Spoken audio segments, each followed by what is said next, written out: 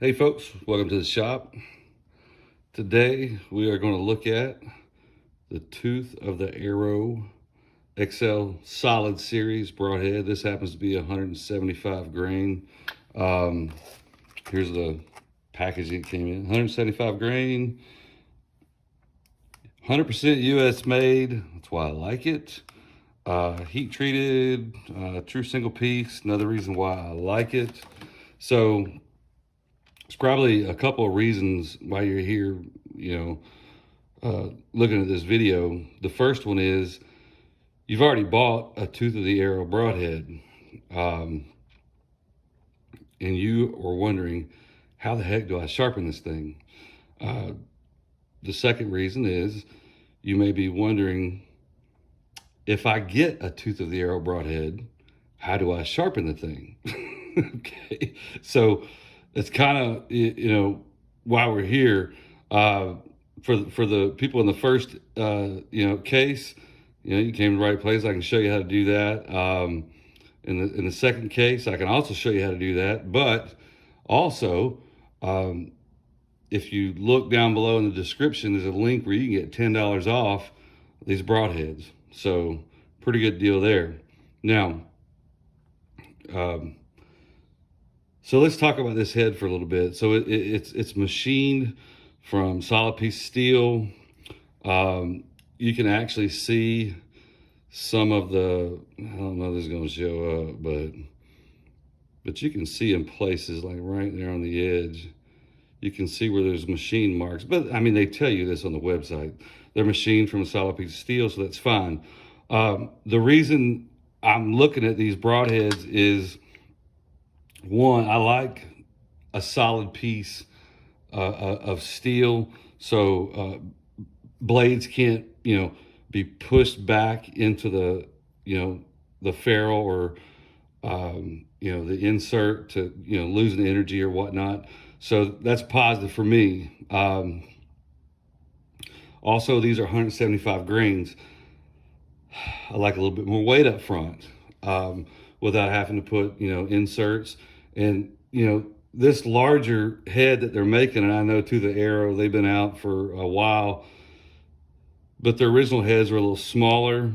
I like a little bit bigger cut. I think these are 1 3/16 inch, which is pretty on par with most of your replacement blade heads or even fixed blade heads. But the big thing is it's 4-blade. I happen to like that you have even pressure when going through hide and that kind of stuff. I'm a big fan of 2 blades. You've seen videos of me sharpening cutthroats, which is another machined heads, and also the iron wheels. I've got some of those that I'm shooting. Again, 2 main blades, and then the bleeders. I'm not saying don't get a 3-blade. I got buddies and tons of folks that shoot 3 blades and they love them. But anyway, to the tooth of the arrow head. You can't take the blades out. You can't do all this stuff. There are a couple of ways to sharpen these. There's a pretty much a jig that is sold that, I don't know if it's a jig, a fixture that has 2 tilted pieces of stones that you can, they're kind of shaped like this. You set the broadhead in it and you move it back and forth. It might just be me. I do not like stones for whatever reason. It could be because of when I first started out trying to sharpen broadheads, I just didn't have good luck with stones. So what you have to do is find a way to, number one, get the angle of the bevel correct that's ground into the broadhead. I mean, you can change the bevel angle, but there's really no sense in doing that. You're either going to remove a bunch of metal that you shouldn't, or you're just not going to get it right. So if you can get the angle of the bevel correct, and you can keep it on the same plane at the same time, you can get any broadhead sharp. The problem with this head, daggone blades are all in the way. You know, that's my initial impression. So I'm always about tinkering and figuring things out because I wanted to, you know, see what was going on with this head. So here's what I've come up with. I have a cutting board. This is a cutting board, just, you know, household cutting board. I'm not doing any work on this. I'm using it as a spacer. You could use anything in the world. You could use, I don't know, hockey pucks if you had them. Anything to put underneath of this glass, because I need this glass to be up a certain height so I can find the angle. And I like to sharpen on glass. It's a smooth, flat surface. So I have a cutting board, and then on top of that, I have my glass. And this is a piece of, you know, tempered glass, probably from a coffee table or end table. I don't know. It's actually pretty large. It goes over here about another 2 feet, but you can find smaller ones. Now, the height of this glass off of my bench here, we'll just turn on our calipers and we'll zero this joker out. And then I'm just going to put it right here.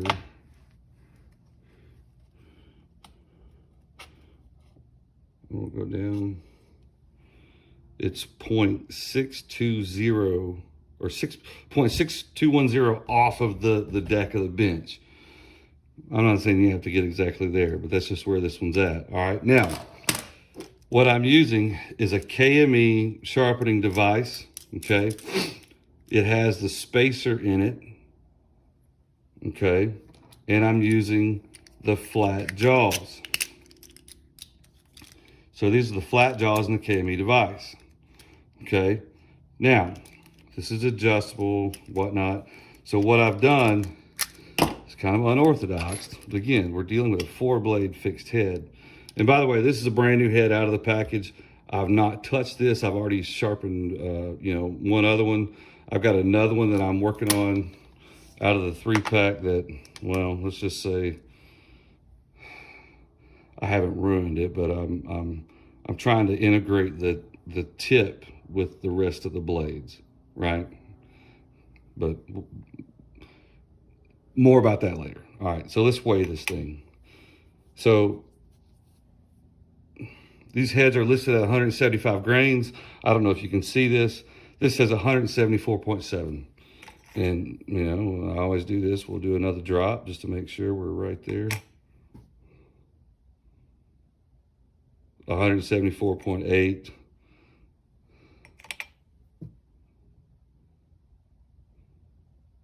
$174.8. So we're at 174.8. So what I like to do is I write that down.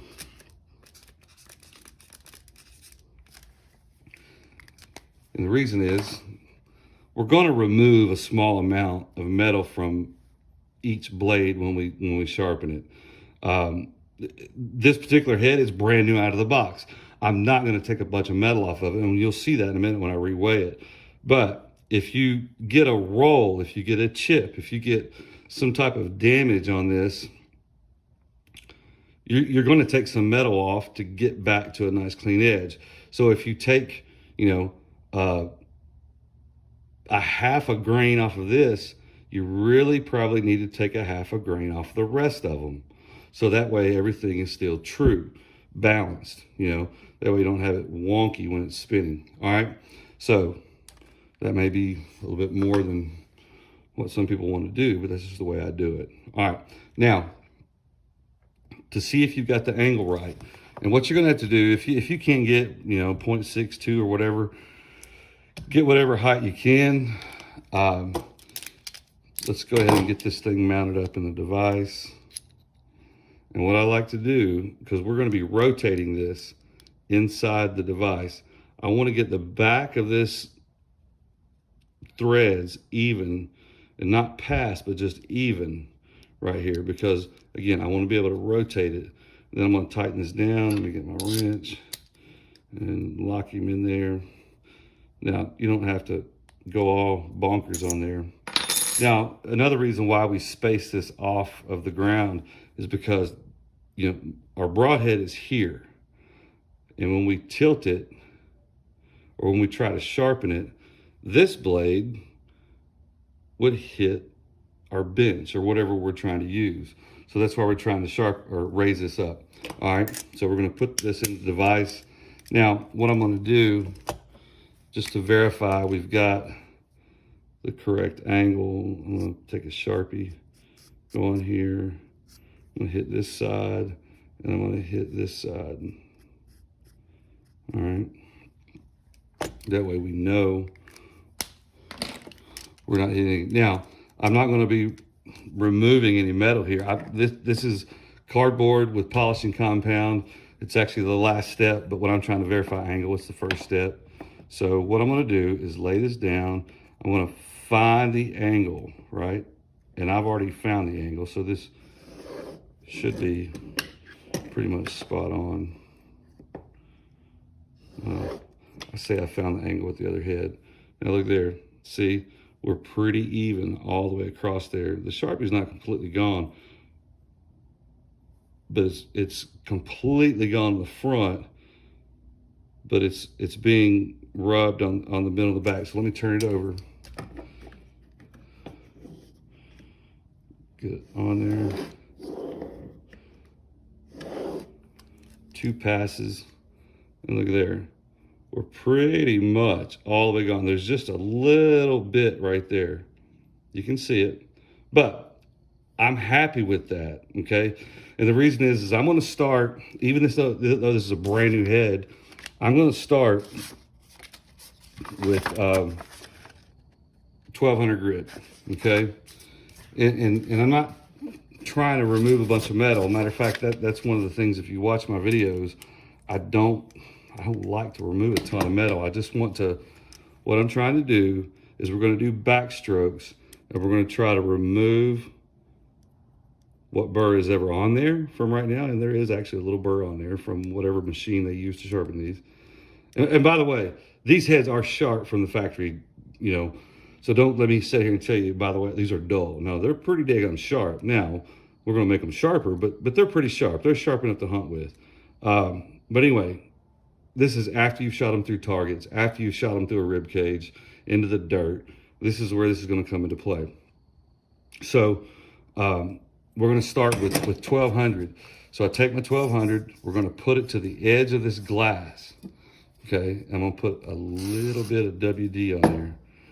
WD-40. You can use whatever kind of oil. You could even use water if you wanted to. The WD-40, a lot of people ask me this, well, why do you put the oil in there? It's to float the particles of steel that are going to come off this thing. So now what I'm going to do is I'm going to put it to the edge. I'm going to rotate it until everything is sitting on that glass. The sharpener is sitting flat on the table, right? So this sharpener is flat on the table, so it's rolling flat, but we've got this turned and tilted to this 22.5-degree bevel that they've put on this blade. So that's 5, 6, 7, 8, 9, 10, okay? So that was 10 strokes. Now you can see the Sharpie is pretty much gone, okay? And I'm starting to feel a heavier burr on the back side. So what I'm gonna do is I'm gonna rotate it over and turn the blade around. So I'm getting the back side of the blade, okay?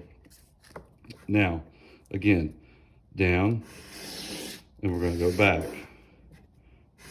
And I'm not putting a lot of pressure. 2, 3.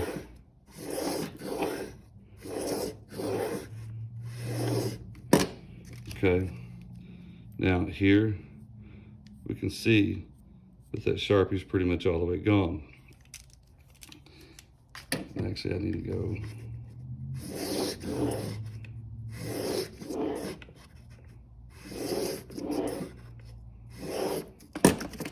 Okay.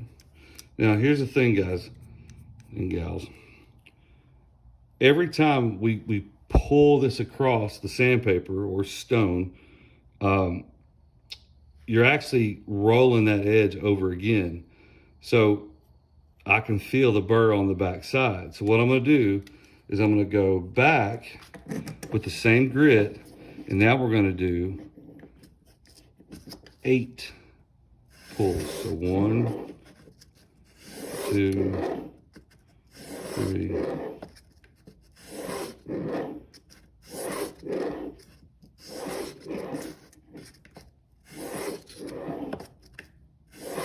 So there's 8, all right? So if I did 8 on this side, I need to go and I want to take an equal amount off the other side. So I'm going to flip it back around.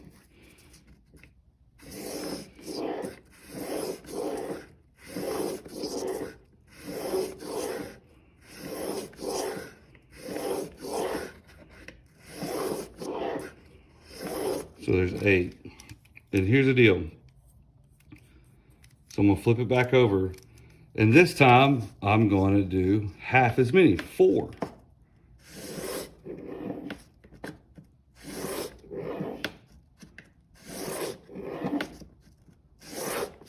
Right, flip it over, and then we're going to do 4 on this side.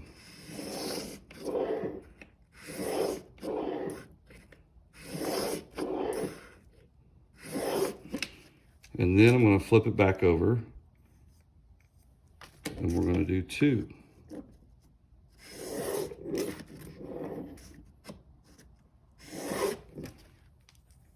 And then 2 on the other side.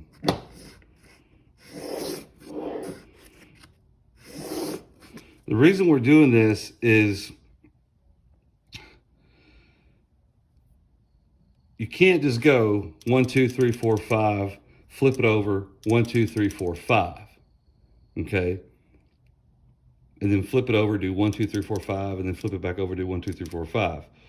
Because when you do 5 on that back side, you still have the burr that's left there, right? So you have to decrease it slowly. So now I'm going to go, I did 4, now I'm going to do 2.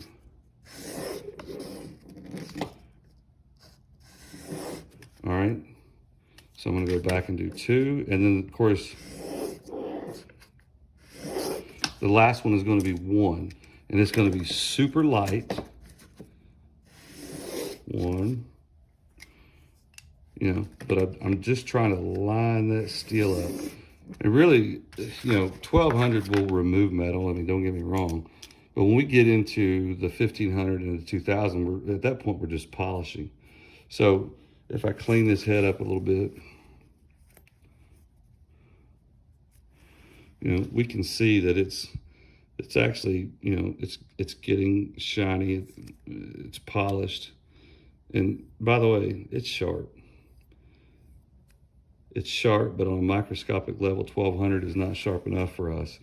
I'm going to go ahead and to the next step. So the next thing is 1500, and then basically I'm going to do the same thing with 1500, and the 1500 is polishing out the scratches that we just made with the 1200. I'm not removing a ton of metal. I don't want to remove a ton of metal. I just want to polish this up. Then we're going to go to 2000. Same thing, to polish out the 1500. And then after that, we're going to go to the cardboard with the polishing compound. And the polishing compound that I'm using is Harbor Freight Gray. I don't want to do a tube, but anyway. So look, I'm not a big, huge video editor or anything like that. So what I'm going to do is I'm going to do 1500. I'm going to do 2000. I'll probably fast forward through this on the video. Because if I don't, you will. I know I would. But anyway, I'm just not super savvy on all this editing stuff. So let me go ahead and get the 1500, 2000. We'll polish it up, and then we'll see what we got.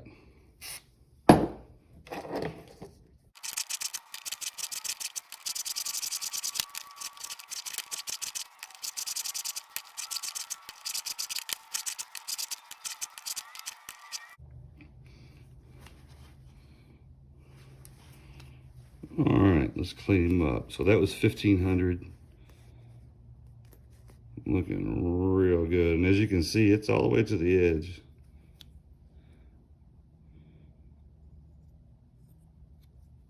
And I mean, it's, comparing it to the factory head, it's slick. At this point, it's slick, which means it's sharp. I mean, it's really sharp right now. Some people stop here, and that's fine. But so we're gonna go to 2000 and then to polish.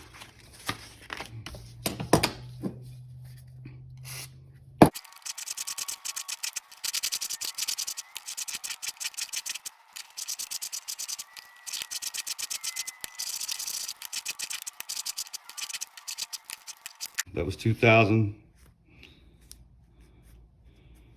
Clean it off. Oh yes, it is definitely sharp. All right, now, if you really want the difference, or if you want to take the sharp broadhead to the next level, it's all about polishing. So I'm going to do the same thing with this is cardboard, Miller Lite. That's what I prefer. With the polishing compound. I think I may have some here. This is actually white, but the one I use is gray. That's what's on this paper right now. I don't know where it's actually at right now. But anyway, so put it, again, to the edge of the glass, and we're just going to find that angle.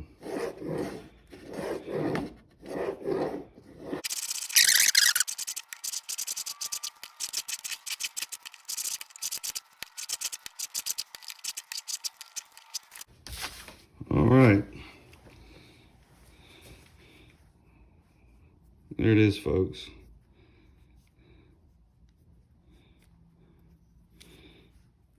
Clean it off a little bit.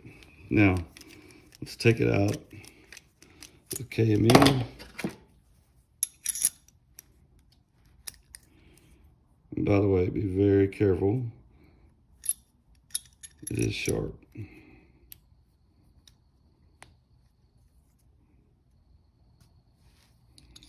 Okay. So we've got it out. And, I don't know if the camera's going to pick this up, but so here is a factory side. That's a factory side. And then there's what we just did. Matter of fact, there's the back side of it. Factory side. What we just sharpened. It's super slick, which means it is mega sharp, scary sharp actually. And these blades are sharp. I mean, from the factory.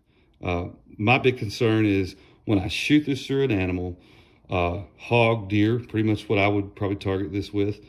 Can I get this thing back sharp enough to use it again? Because that's the whole premise behind a tooth of the arrow or any other machined head, is it being reusable. And guess what? This one is. And it's freaking scary but sharp. I got some paper here that I normally use. I don't know if we can get this, but actually let me just plunge through it, do the plunge cut. I mean, that is super clean. Actually, that was a factory head I did right there a minute ago. But look how sharp this edge is. And, the blade angles on these things are so steep. It's hard to do a shave test, but we'll try it. Yeah, there's a line of hair missing there, folks. And there's a bunch of it on my arm. So yeah, it's sharp. Again, when I get things this sharp, I don't even like the handle. it's almost like messing with blades from 1989 from Wasp or Satellite. Those things would kill you. But anyway, tooth of the arrow, we got this joker sharp. with the KME sharpener. If you've got questions, post them down below. Oh, let's weigh this thing. I forgot about that. Let's go ahead and see what kind of, I'm always interested in how much material did I remove to do that. 174.6. So let's do it again. 174.6. So if you remember, we were at 174.8. That says 174.7 actually after it settled in. So we didn't remove hardly anything.